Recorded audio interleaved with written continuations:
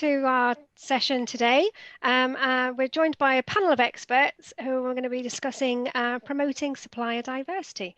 So joining us today, we have Nidra Dixon, Global Supplier Diversity and Sustainability Lead at Accenture, Tamir Hussain, Head of Sourcing, CU MTN Africa at Ericsson, Mayank Shah, Founder and CEO of MSD UK, and Mini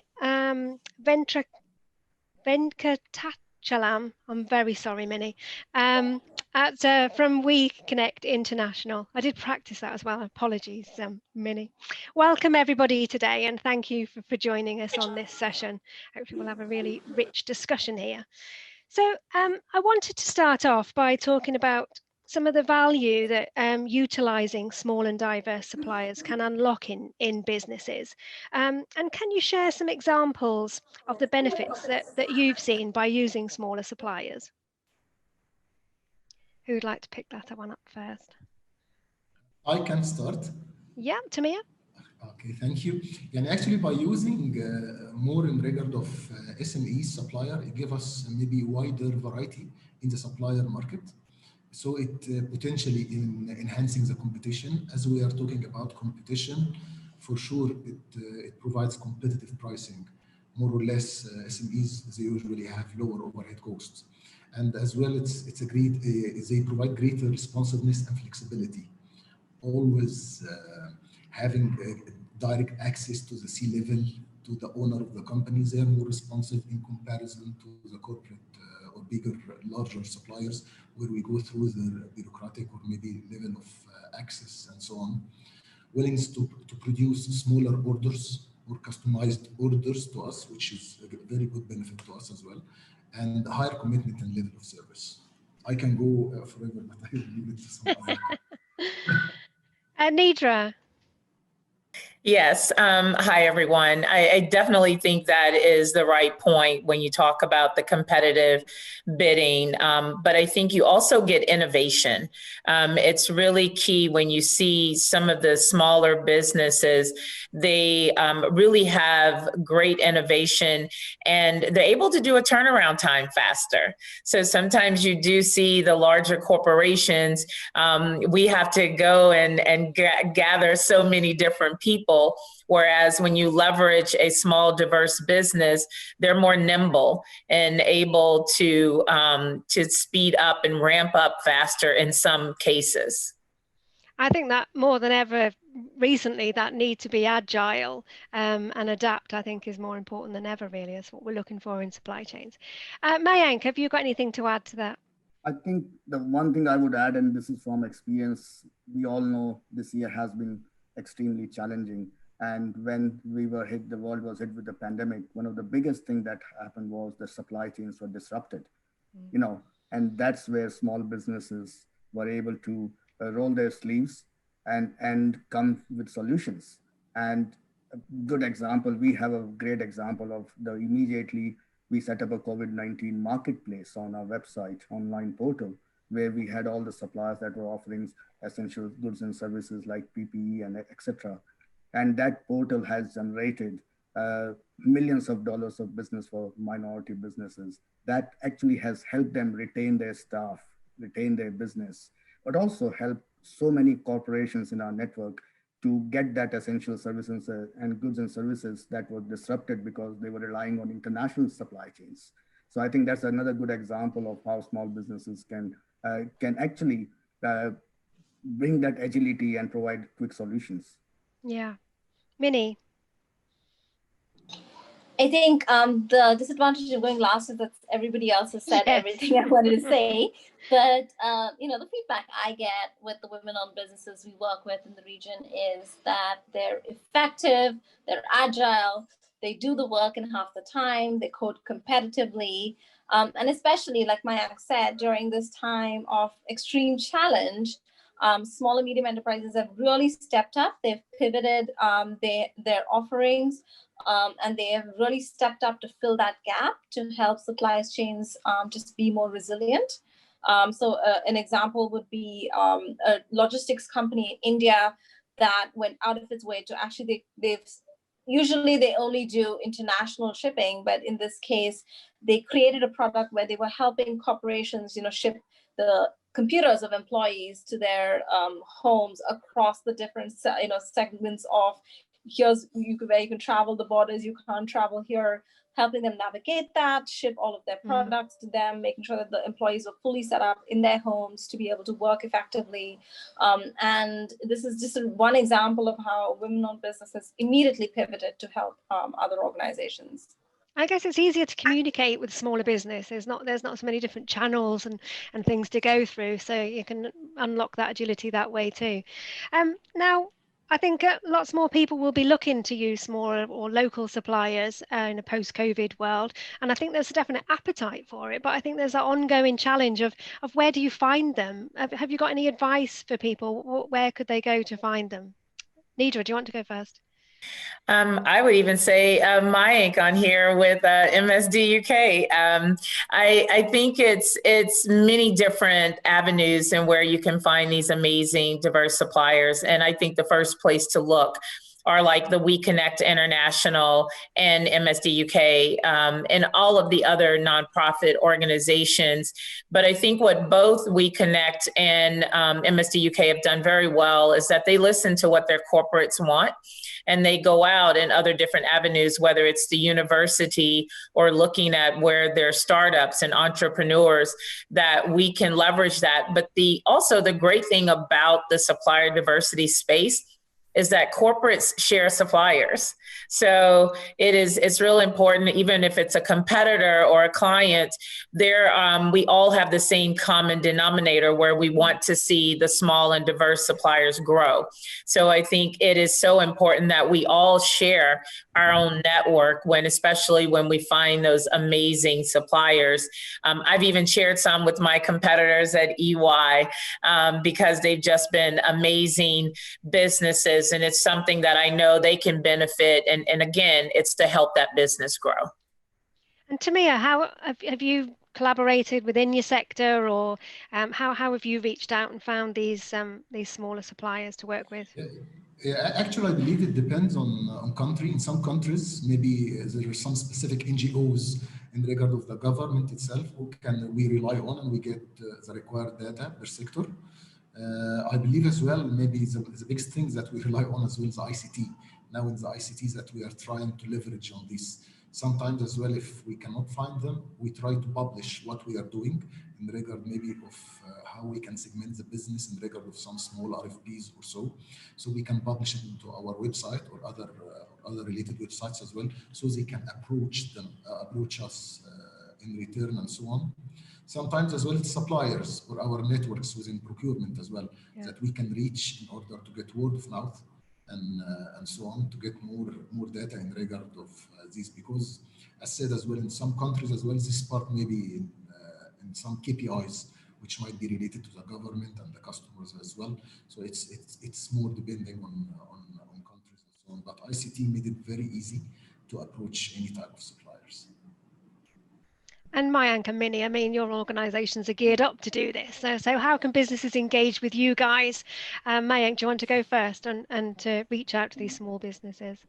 As Nidra very rightly said, we have been very much focused for the last 3 years on getting young entrepreneurs into our network, the next suppliers, the future generation suppliers into our network, especially with innovative ideas. And to do that, we have partnered with around 34 universities across the country where we do roadshows to reach out and make that connection and make young entrepreneurs aware of MSD UK so that they can come into this community so that we can give them visibility. So that's one way of doing it. Other way, we have been here in the UK for the last 16 years now. So, we have built a really good reputation and the ecosystem of our partners, whether they are accelerators, investors, universities to almost, I always say that, I use this football analogy where all our corporate partners are like Premier League club and they are trying to, scout for talent, and we have become the ground for scouting for that talent, and we have all our corporate buyers who become like their scouts for the Premier League club who come to us and find some really good suppliers. So I think we have been doing this, and I'm really proud that we have more than 3,000 businesses that are part of our extended community. And Minnie, have you seen an uptake in women-owned businesses? And how can people reach out, organizations reach out to find them? Well, one of the amazing things is that women business owners are extremely resilient. So especially during COVID, we've seen so many more women business owners join the WeConnect International Network. We have over 11,000 women business owners as part of our network around the world. And we have awesome corporate members, of which, for example, Nidra is one, who actually, every time they have RFPs, every time they have opportunities, they actively engage with our network to identify the right suppliers who would be appropriate for those opportunities. They interact with them, provide opportunities for them, and they in turn help those suppliers grow. And in terms of how suppliers join our network, I mean, Mayank mentioned a whole bunch of different avenues that they work with. They're the same with ours. But in addition, we also, I believe that word of mouth is the best. So the women business owners who are a part of our network, who engage with our corporations, who engage with each other, are our biggest ambassadors. They go out, they tell everybody what, how amazing it has been to be a part of the WeConnect National Network. They get other women business owners to be part of the network, and they come with such diverse backgrounds. It's amazing. And other than actually just finding these suppliers and finding routes to reach out to them, what other barriers do you think there are to entry? Why are organisations finding it so difficult to reach out? Well, not just to reach out to it, but to implement this change. And what is it that smaller businesses are barriers coming across from the other side too? I think it's Oh, sorry, Mike. I think it's a couple of things. I think it's an education issue because, of not just knowing some of the channels to locate. But I think also what I've had to find with some of our diverse suppliers is that we really have to define their capability. Sometimes their capabilities are very broad, and not defining them correctly, then the corporations are not sure how to engage them. Like we are seeing some of our clients in pharmaceutical really wanting some very niche skill sets and niche things. And sometimes when our suppliers just list something so broad, then they're not sure how to connect. So I think it's that education issue on where to find them, and then how to really make sure that you are communicating the proper skill set so that the corporations will know. And then also I think it comes down to people wanting, whether you're needing local suppliers or are you needing global suppliers? So I think both, because some corporations are wanting to deal in their local market, which is really important that they understand their local base. And then there are some that will require regional or a global impact. So I always go back to the education factor from the corporates and then from the suppliers, being able to really communicate your skill set and your wheelhouse of what you do for corporates to understand. Tamia, how do you think we could, as procurement people, make it easier for smaller businesses to work with us? Procurement being easy, really? I'm aligned to global procurement, and I feel like we never make it easy. How could we make it easier then? Yeah. Tamia, what are your thoughts there? Yeah, let me highlight, because by the way, these type of suppliers, I believe that they need special treatment as well. Maybe I can shed some light. Yep. We identify suppliers according to their level, whether they're small, micro, or medium suppliers, and then we put them under development program. We already assign some budget, which is under either enterprise development or supplier development. We get them into our system. These suppliers as well, they lack the big financials like others. So we provide them with a better payment terms compared to other suppliers. So for example, we're paying in 5 days for these specific suppliers. We put them into specific training programs and so on. They lack the capacity to handle big projects or to translate as well the complex requirements in complex RFPs. So we give them this as well. So in order to make sure that we put them under program in order to grow from micro to small, in a period of time, and so on and so forth, in order to be developed and so on. So we give them more or less not only expenditure focus, but internal focus as well, on record of how to develop them, how they can grow, how they manage. Sometimes they lack the costing part. Sometimes they give you very low costing compared to others. Then we get them in order to show them how they can cost their assets and so on. And Mayank, do you see that the smaller suppliers you work with, is there an appetite for them to learn? Are they keen to adapt, and they realize their constraints and want to try and overcome some of those things? I think yes, absolutely. But at the same time, one of the things that I would say is that big companies need to make their supply chain and opportunities much more attractive for small business. Because I give you my example. I am at the moment dealing with onboarding MST UK as a supplier with 15 different corporate partners who have just joined us over the last 3 months. And believe me, that onboarding process on 15 different tech portals is driving me mad. It's driving me mad. And I think simplification is the way forward. You need to simplify. Why do I have to sign and declare about, modern slavery or bribery training for my team when I have 5 people managing a network of 6,000 businesses?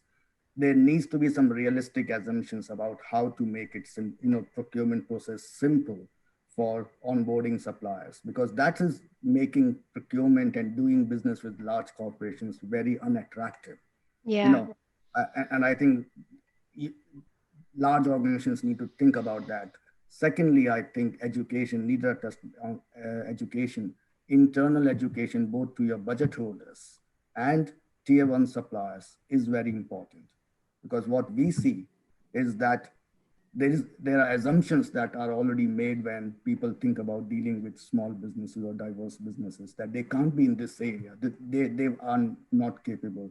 Those assumptions, stereotypical assumptions, we need to overcome that. And budget holders, stakeholders, internal stakeholders need to buy into supplier diversity.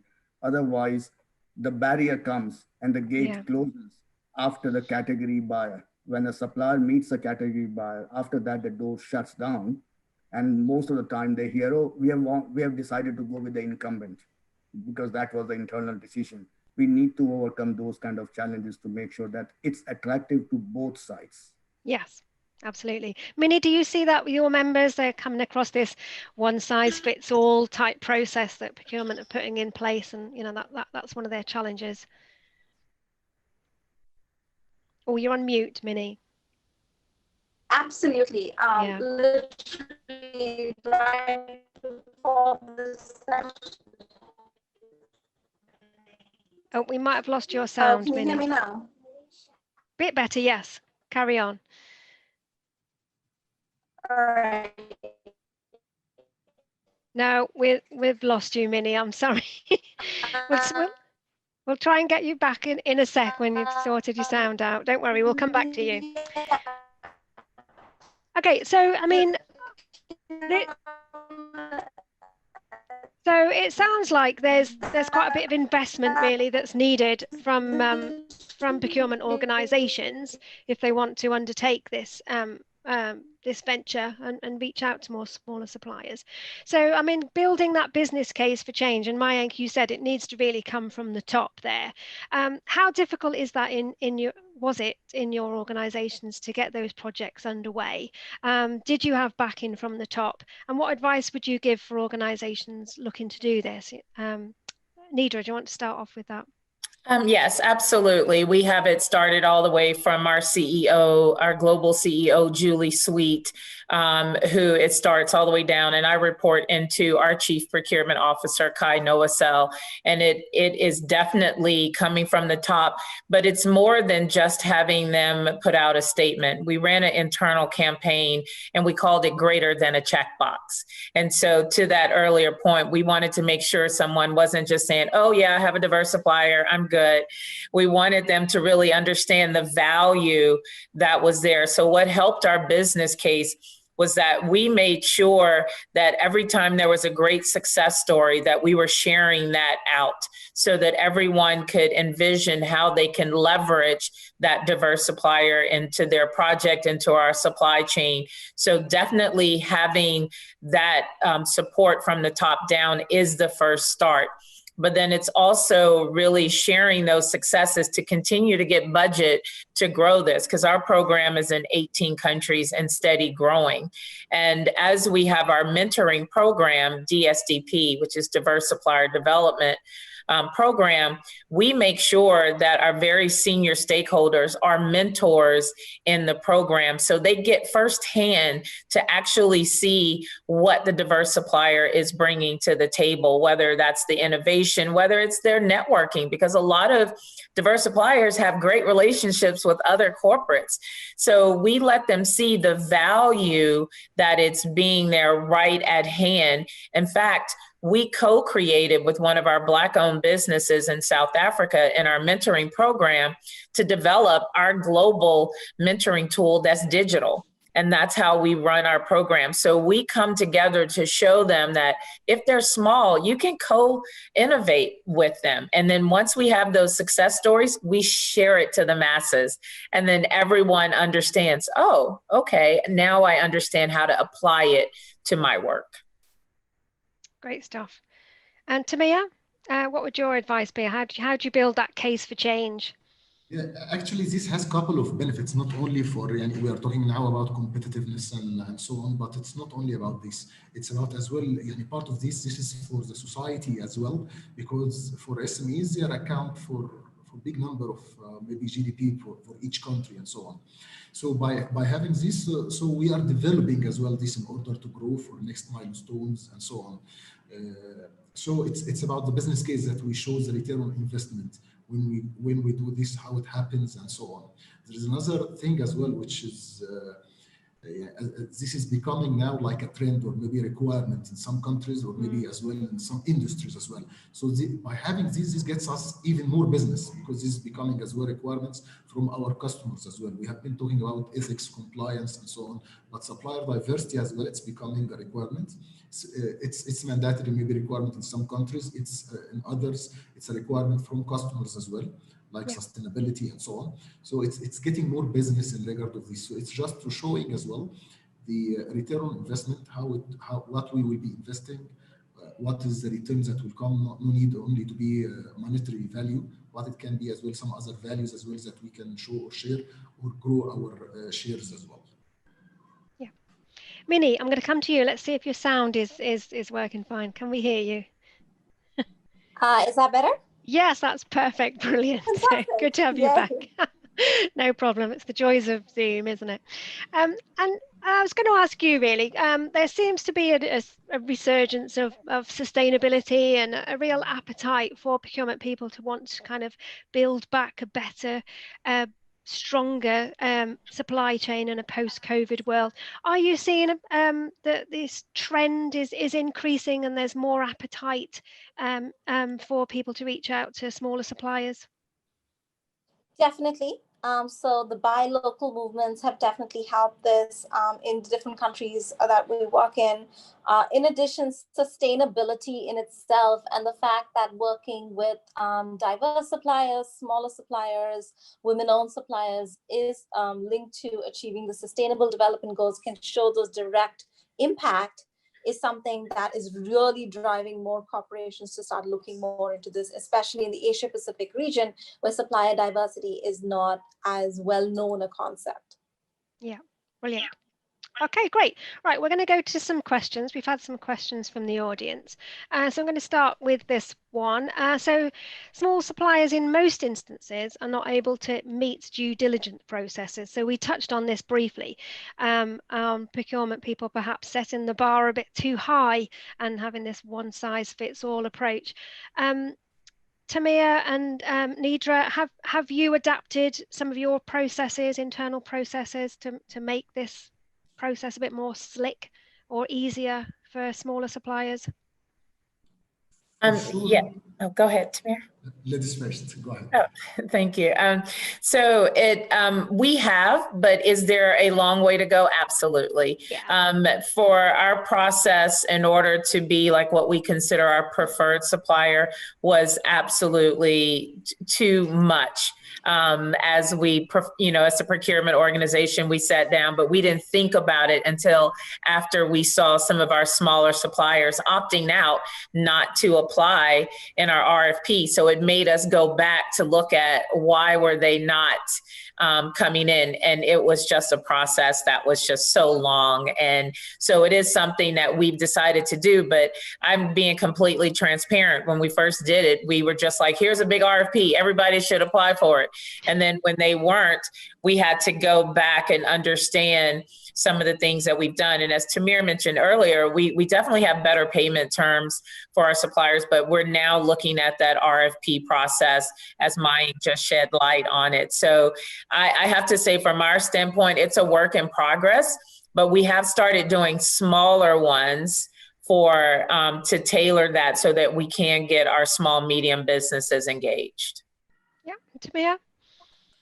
Yeah, I would say that actually this required from us what we call it change management. We have our due diligence, and everyone is also, it's a mandatory actually.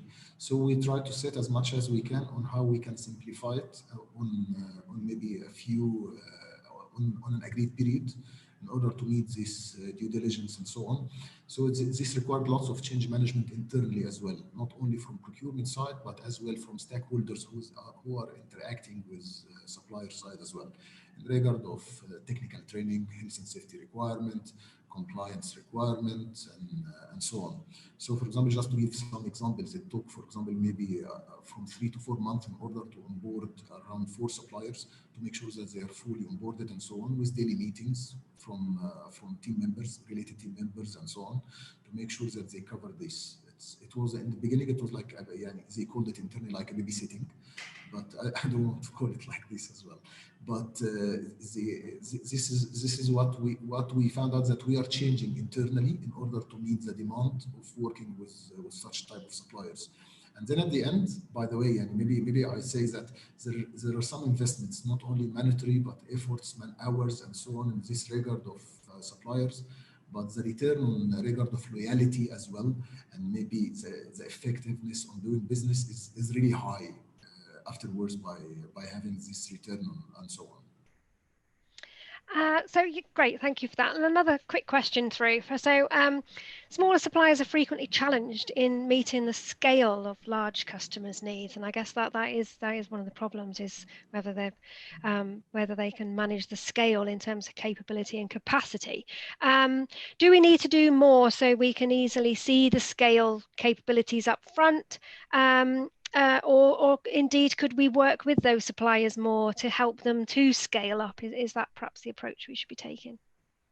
Yeah, I think that's where a lot of our mentoring programs come in, is that we really do try and help those diverse suppliers learn how to scale up and how to grow their business. But I also think, and sometimes where it's appropriate, sometimes the suppliers can go in together and bid on work. Not saying that's for everything, but on some instances you have to get creative and really see where they can go in. We did have in one of our mentoring classes, we had about 3 of our suppliers go in together, and they actually won the contract. And so they were able to each showcase what their specialty to do.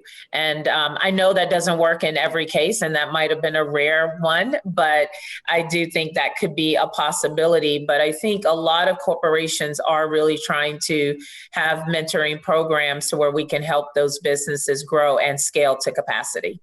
Excellent. Right, we've literally got a minute left, so I'm literally going to run around all of you to give you your last top tip for everybody, whether it's from a supplier point of view or a buyer's point of view, on engaging with supplier diversity in supply chains. So what would your top tip be? Mayank, do you want to go first? Put you on the spot there. My appeal to all our corporations is that we are all in this for a long haul, because supplier diversity impacts reducing economic inequality, because we are encouraging entrepreneurship in those communities. So don't give up. But my sort of appeal to everyone is invest in the supply chains of the future by investing in these suppliers. Excellent. We need more diverse supply chains for the future. Thank you. Tamia, what would your top tip be? I would say that it requires focus, it requires budget, as said, but as long as we are talking, we are in procurement, so we are in the supply chain field.